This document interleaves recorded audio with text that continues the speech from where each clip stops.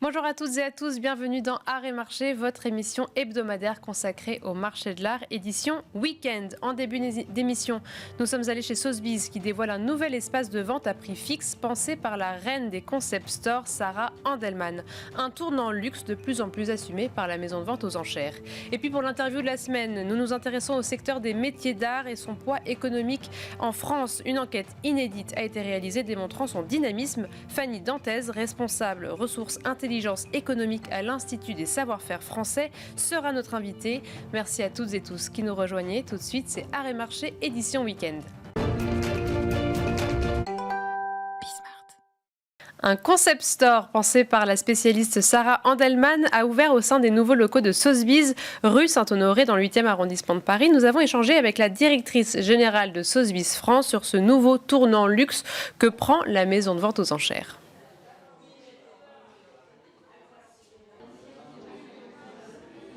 On s'ouvre via les ventes aux enchères de plus en plus au luxe au niveau global, mais aussi au niveau français, puisque nos premières ventes de luxe, de vin ont lieu en 2021, montres, sacs à main aussi. Les bijoux, ça date de 2018. Et en fait, voilà, avec cette évolution, la façon d'acheter de nos clients pour tout ce qui concerne le luxe, nous fait nous remettre en question. Et puis, il y a un autre phénomène qui est intéressant, c'est que nos clients plus habituels s'intéressent aussi davantage aux ventes de seconde main pour les produits de luxe. C'est-à-dire qu'il y a vraiment un phénomène aussi d'appropriation des ventes de seconde main, pas forcément via les enchères, mais donc là, via les ventes directes, pour l'ensemble de nos clients. Nous, on fait plus de 70 ventes dans l'année. À chaque fois, vous vous adressez à des clients un petit peu différents. Donc, on voulait parler longtemps de notre emménagement dans cet espace, puisque à chaque vente, vous vous adressez donc encore une fois à des clients un petit peu différents. Donc, en octobre, on a parlé pendant à peu près un mois à nos clients du marché de l'art un petit peu habituels. Et ensuite, on voulait faire connaître, à partir de novembre, ce premier étage de vente à prix fixe. Et puis se dire aussi qu'on allait synchroniser ça avec la période des fêtes de Noël, en se disant voilà, c'est un esprit boutique, ce ne sont pas des objets de boutique, mais tout bien de gré à gré. La proposition de Sarah Handelman nous a beaucoup plu, de mélanger voilà, cette culture du skate, mais aussi cet art, ces artisans verriers. Pendant que Sarah propose des objets, on a évidemment nos objets habituels de bijoux, montres et sacs à main qui sont proposés. Et là, on commence à peu près à 3 000 à 4 000 euros pour s'élever vers 100, 150 et sur quelques exceptions, 200 000 euros sur des très très beaux sacs à main.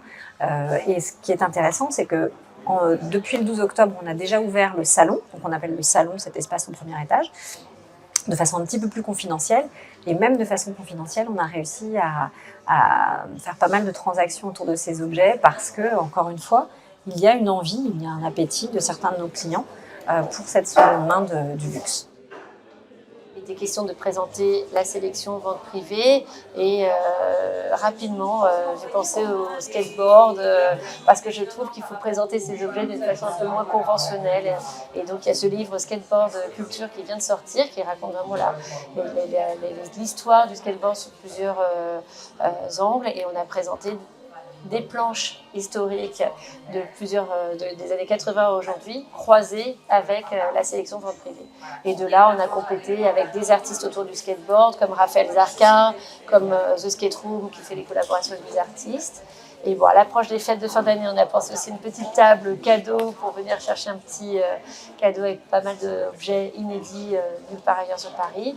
Et on a invité des artistes qui font du verre, et également du monde entier qui ne sont pas disponibles habituellement sur Paris. Et bizarrement, tout ça fonctionne très bien ensemble. C'était notre reportage au sein des locaux de Sotheby's Paris. Tout de suite, on passe à l'interview du week-end.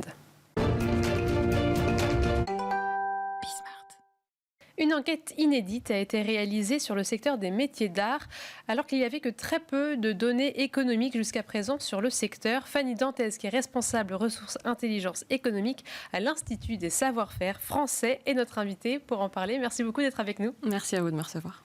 Alors l'enquête tout d'abord est signée Les Éclaireurs. Est-ce que vous pouvez nous dire, nous donner plus de précisions sur ce collectif? Oui, bien sûr. En fait, Les Éclaireurs, c'est un collectif de plusieurs institutions. Mhm.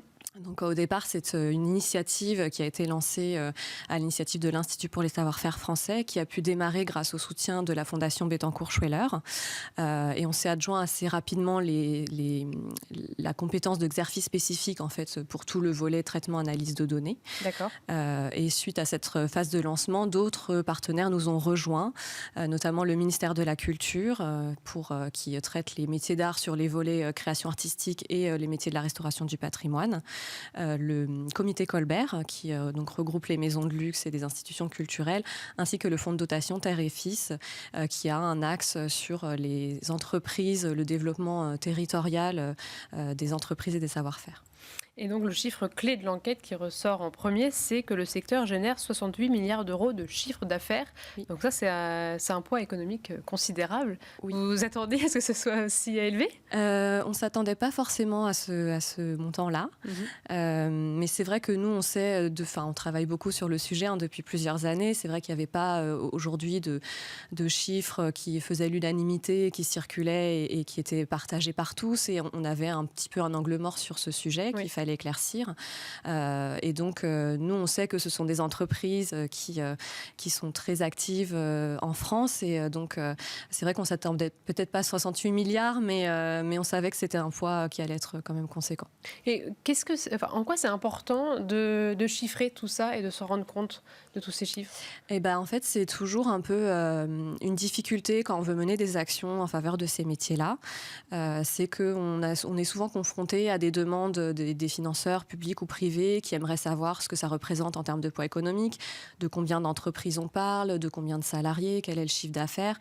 C'est souvent des questions qui reviennent. Et puis, il y a aussi un enjeu de meilleure connaissance de ces métiers, c'est-à-dire quelles sont derrière les entreprises qui exercent ces métiers, quels sont les profils des professionnels. Et en fait, même si on a des idées à force de travailler sur ce sujet-là, on avait besoin vraiment de chiffres concrets à mettre en face de ces informations. Et justement, est-ce qu'il y a un profil type d'entreprise ou de travailleurs, de salariés? Profil type, pas vraiment. En fait, on est sur vraiment des entreprises très diverses. Ça va de l'entreprise unipersonnelle, le professionnel indépendant, artisan qui travaille dans son atelier, en passant par la manufacture jusqu'aux grandes entreprises du luxe. Donc, on est sur vraiment des typologies d'entreprises assez diverses. On est aussi sur beaucoup de filières. On est sur, ça peut aller des arts de la table à l'ameublement, passant par la facture instrumentale, les métiers de la restauration du patrimoine bâti. Donc, c'est aussi toute la difficulté du secteur, c'est ces entreprises très diverses et aussi ces filières très diverses qui sont concernées. D'accord. Et en quoi est-ce que c'est un secteur qui se dynamise et qui progresse, qui est en croissance? Aujourd'hui, c'est vrai que c'est un secteur qui attire quand même de plus en plus de personnes. Ouais. On voit aujourd'hui, ce qui ressort notamment de l'enquête des éclaireurs, c'est que 4 dirigeants sur 10 sont issus d'une reconversion professionnelle. Donc ça, c'est des chiffres auparavant qu'on n'avait pas encore à ce stade-là. Donc ça permet de confirmer en fait des choses qu'on pressentait. Et c'est vrai qu'il y a aussi beaucoup de professionnels, de personnes aujourd'hui qui s'orientent vers ces métiers, qui sont attirés vers ces métiers.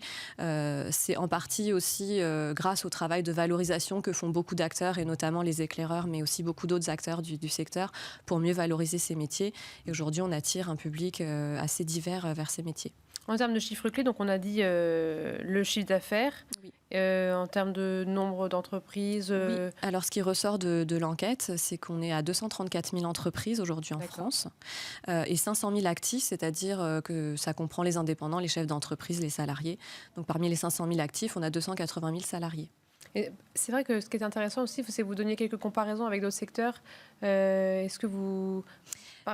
Oui, pour se rendre compte à peu près. Donc, je crois qu'on a l'industrie pharmaceutique qui est autour de 62 milliards à peu près de chiffre d'affaires. Donc, ça donne effectivement un petit ordre de grandeur par rapport à l'importance de ces métiers.